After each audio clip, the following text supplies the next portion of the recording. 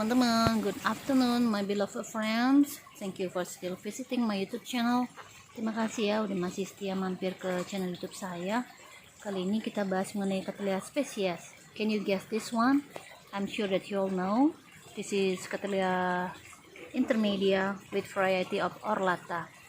Jadi varian dari Cattleya intermedia ini banyak banget teman-teman ya. Varian warnanya maksud saya. Antara lain di depan kita ini adalah orlata dengan ciri sebagai berikut. We have this orlata variety which has a signature of the labellum here. The mid lobe and also the side lobe here has a similar flower. Jadi ciri khas dari orlata adalah biasanya bagian tengah dari labellumnya maupun juga bagian pinggir kiri dan kanan labellumnya itu berwarna sama. Jadi terlihat seperti memakai topi gitu ya, atau masuk jilbab ya.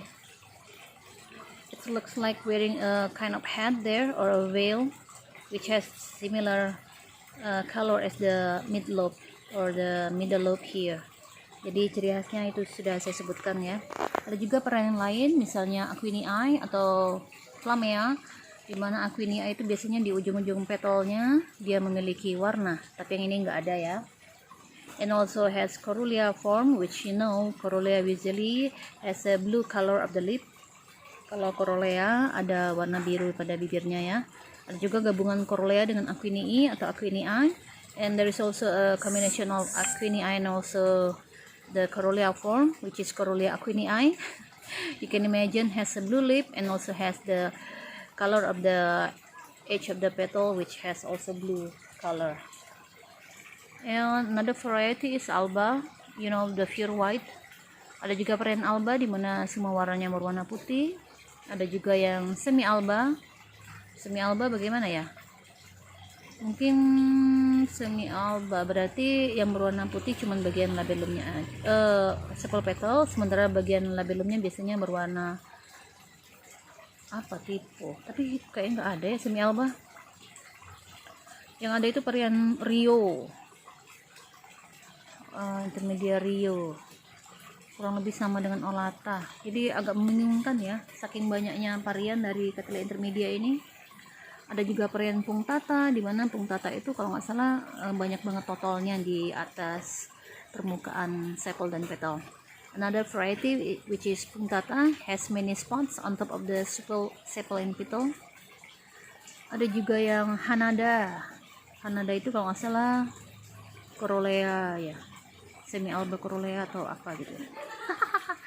Pokoknya varian intermedia ini banyak banget ya. I think this is the most have variable colors of the species. Jadi kayaknya ini spesies yang memiliki varian warna yang terbanyak ya. And let's see that it is growing in, maksudnya bloomingnya itu di atas di tangkai bunga ya, jadi memiliki tangkai bunga hampir mirip dendro gitu ya. Jadi ada tangkai bunga baru dia ada tangkai-tangkainya. Kan ada yang langsung tumbuh nih, misalnya satu langsung bunga gitu. Nah kalau dia ini memiliki tangkai dulu ya. You see that we have 3 flowers on one inflorescence. Kemudian dia juga termasuk rajin berbunga ya, bisa dilihat ini tangkai bunga, bekas tangkai bunga lama, and it is always giving blooming flowers. You can see that this is from the previous inflorescence, and it is also said it is very adaptable. Dan katanya Cattleya intermedia ini sangat gampang untuk dipelihara karena gampang sekali beradaptasi ya. This species from Brazil can also be mounting on this wood slab. Tanamnya bisa dengan cara ditempel kepada kayu ya, sebilah kayu seperti itu. Bisa juga di cabang kayu yang dipotong, misalnya cabang kayu kopi. Atau juga bisa teman-teman tanam di dalam pot ya. You can also plant it inside the plastic basket or clay basket with a media of charcoal perhaps, or any other media. Jadi banyak sekali yang sebenarnya bukan komplain ya, mengadu kepada saya gitu. Gimana sih cara membungakan Cattleya intermedia? Punya saya udah tinggi-tinggi banget tapi nggak berbunga juga gitu. Nah semestinya teman-teman lihat dulu, tinggi menurut kita itu belum tentu tinggi di tempat teman-teman yang lain. Jadi ketika saya melihat fotonya, biasa aja, itu nggak tinggi gitu. So if you some of my friends are complaining about why that their intermedia has not giving flower yet. Some they're just giving a seed like this, but actually no flowers inside. Jadi kadang dia hanya memberikan amplop seperti itu ya, tapi di dalamnya nggak ada. I think there are some trick to make it flowering. First, you make sure that the plant is in a mature size or blooming size. Jadi pertama pastikan dulu pohonnya itu benar-benar blooming size atau sudah dewasa siap berbunga ya. Karena ini bisa dilihat yang satu ini kan, you can see that the bulb here is compared with my thumb. Jadi kira-kira bulbnya kurang lebih seperti itu, harus agak gemuk dulu, harus agak besar.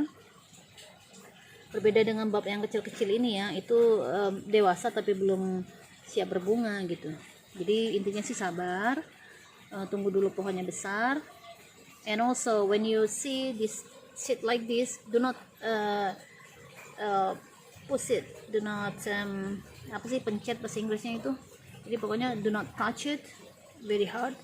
Jadi nggak usah dilihat. If you really wanna see the inside of this, just put it towards sunlight ya. Jadi kalau mau melihatnya teropong aja ke arah sinar matahari gitu, tanpa harus memencetnya ataupun bahkan ada yang ekstrim banget itu malah digunting ya ujungnya.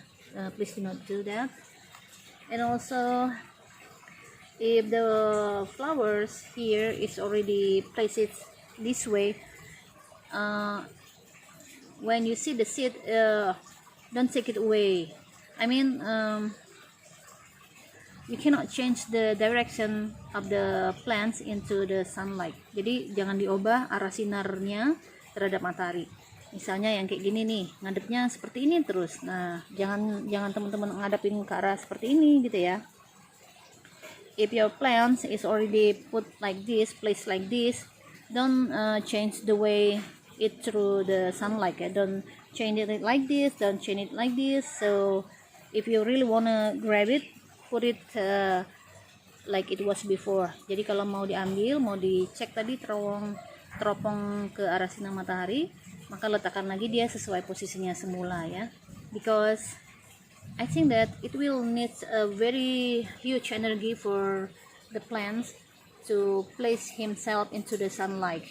Karena sepertinya memerlukan tenaga yang sangat besar ya bagi tanaman untuk menghadap ke arah sinar matahari. Jadi kalau berubah lagi, maka dia juga nantinya akan perlu tenaga untuk muter lagi gitu loh. Jadinya tenaganya habis untuk muter, malah nggak ada tenaga untuk berbunga. Kurang lebih seperti itu ya. Mau pakai metode sungkup juga boleh, terserah teman-teman. Yang pasti I put there slow release fertilizer just near the roots. Aduh, udah nempel ya, cannot pull it out because it's already attached to the roots. Nggak bisa saya cabut lagi karena udah nempel banget sama akarnya. Jadi taruh juga pupuk di sana ya, slow release, tentu teman-teman tahu ya.